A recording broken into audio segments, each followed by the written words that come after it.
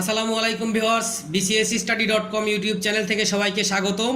আজকে আমরা দেখব মজার মজার টেকনিকে বিভিন্ন সংগঠন অর্থাৎ বিভিন্ন আন্তর্জাতিক সংগঠন মনে রাখার বিভিন্ন মজার মজার টেকনিক আছে, তার মধ্যে কিছু টেকনিক আমরা আজকে দেখব।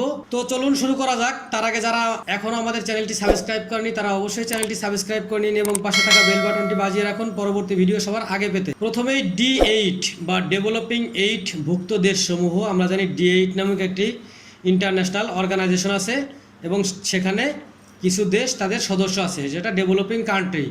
তো D8-এর কান্ট্রিগুলোর মনে রাখার একটা কৌশল আমরা জানি, সেটা হচ্ছে কি বাপ মা নাই তুমি সব। এখানে কথাটা একেবারে সহজ একটা বাক্য, বাপ মা নাই তুমি সব।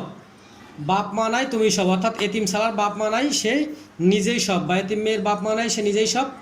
এই বাক্যটার ভিতরেই D8-এর সমস্ত মেম্বারদের নাম লুকায়িত আছে। আমরা একটু ব্যাখ্যা দেখি। বাপ, বাপের ব থেকে বাংলাদেশ, পর প থেকে পাকিস্তান, মার মা থেকে মালয়েশিয়া, নায়ের না থেকে নাইজেরিয়া, রস্যই থেকে ইরান, তুমির ত থেকে তুরস্ক, মি থেকে মিশর, তুমির রস্যই থেকে ইন্দোনেশিয়া। তাহলে কি হয়ে গেল?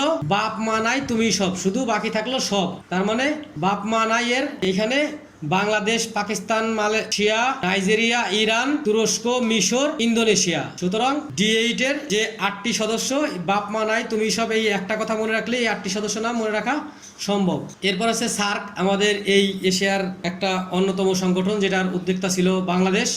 সার্ক মনে রাখার জন্য সহজ একটা সেন্টেন্স আছে, নিপা MBBS পড়তে আগ্রহী। মনে করেন আপনার একটি ছোট বোন আছে নিপা এবং সে MBBS পড়তে আগ্রহী। সুতরাং এই কথাটা মনে রাখলে আপনি সার্কের সমস্ত সদস্যদের নাম মনে রাখতে পারবেন। দেখি একটু বিস্তারিত। NA নেপাল, IA ইন্ডিয়া, পিতে পাকিস্তান, এতে আফগানিস্তান। নিপা শেষ হয়ে গেল, অর্থাৎ এই 4টে অক্ষরে 4টে দেশ। এরপরে হচ্ছে MBBS এর MA হচ্ছে মালদ্বীপস, তারপরে বিতে হচ্ছে বাংলাদেশ, এরপরের বিতে হচ্ছে ভুটান, সর্বশেষ এসে হচ্ছে শ্রীলঙ্কা। কি এটা কি খুব কঠিন? আমার মনে হয় না। সুতরাং নিপা MBBS পড়তে আগ্রহী কথাটা মনে রাখলে আপনি সার্কের সমস্ত সদস্যদের কথা সহজেই মনে রাখতে পারবেন।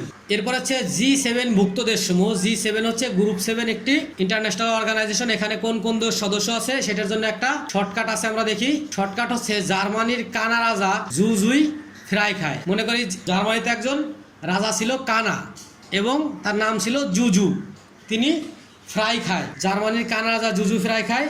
একটু ব্যাখ্যা দেখি যে ব্যাখ্যাটা কেমন। জার্মানি শব্দ থেকে ডিরেক্ট জার্মানি, এরপর হচ্ছে কানা থেকে কানাডা, এরপর হচ্ছে রাজার রাত থেকে রাশিয়া। এখানে রাশিয়া এখন এদের মেম্বার নেই কিন্তু ছন্দ মেলানোর জন্য লিখা হয়েছে। এরপরে রাজার জাতে বরকত জয়কার জাতে হচ্ছে জাপান এবং জুজুর প্রথম জুতে যুক্তরাষ্ট্র, দ্বিতীয় জুতে যুক্তরাজ্য। এরপর হচ্ছে ফ্রাইয়ের ফ্রাতে ফ্রান্স, রসইয়েতে ইতালি, আর খাই কথা হচ্ছে কোনো দেশ নাই। এই বাক্যটি মনে রাখলে আপনি G7 ভুক্ত সমস্ত দেশের নাম মনে রাখতে পারবেন অতি সহজেই। সর্বশেষ হচ্ছে ইকো ভুক্ত শর্টকাট মনে রাখার নিয়ম। ইকো একটি ইন্টারন্যাশনাল অর্গানাইজেশন। এই অর্গানাইজেশনে কোন কোন দেশ আছে সেটা মনে রাখার টেকনিক হচ্ছে I2+7 স্থান। তো আগে দেখি I2+7 স্থান দিয়ে কি বোঝানো হয়েছে। আতে আজারবাইজান, ইতে ইরান, তুতে তুরস্ক, অর্থাৎ এখানে I2 আজারবাইজান, ইরান, তুরস্ক প্লাস 7 স্থান। 7 স্থান বলতে কি বোঝানো হয়েছে? আর 7 স্থান হচ্ছে Afghanistan, Pakistan, Kazakhstan, Kyrgyzstan, Turkmenistan, Tajikistan, Uzbekistan. তাহলে ইকোভুক্ত দেশগুলো মনে রাখার জন্য I2+7 স্থান কথাটা মনে রাখলেই যথেষ্ট। তো এ পর্যন্তই ছিল বিভিন্ন সংগঠন মনে রাখার সহজ টেকনিক। ধন্যবাদ সবাইকে ভিডিওটি দেখার জন্য। ভিডিওর মধ্যে যদি কোনো প্রশ্ন থাকে অথবা পরবর্তী কোনো ভিডিও দেওয়ার রিকোয়েস্ট থাকে তাহলে অবশ্যই কমেন্টের মাধ্যমে জানাবেন। আপনার রিকোয়েস্টের উপর ভিত্তি করে আমরা পরবর্তী ভিডিও বানানোর চেষ্টা করব। এবং যারা এখনও আমাদের চ্যানেলটি সাবস্ক্রাইব করেনি তারা অবশ্যই চ্যানেলটি সাবস্ক্রাইব করে নিন এবং পাশে থাকা বেল বাটনটি বাজিয়ে রাখুন পরবর্তী ভিডিও সবার আগে পেতে।